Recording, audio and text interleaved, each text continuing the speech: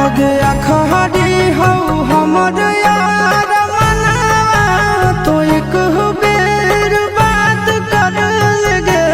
आगे सुना यारवा हो भरती पटनवा में आके मुलाकात कर लगे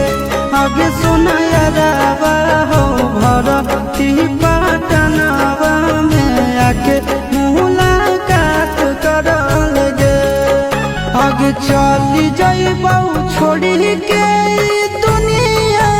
विदाई अपने हाथ कर लगे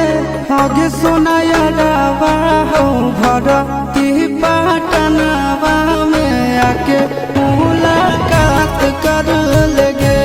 आगे सुना यारवा हो भरती पटनवा में आके मुलाकात कर लगे।